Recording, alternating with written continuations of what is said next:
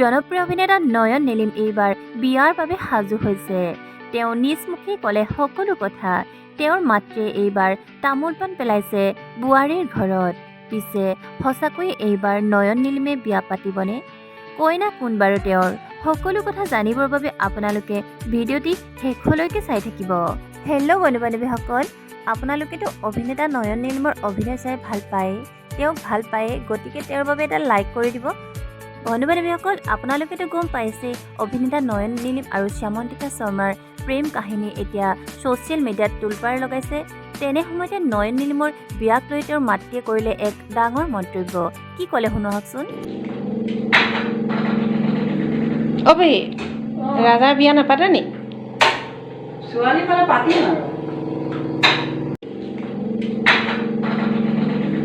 অবে ৰাজাৰ বিয়া নাপাতে নি? ছোৱালী পালে পাতিম আৰু।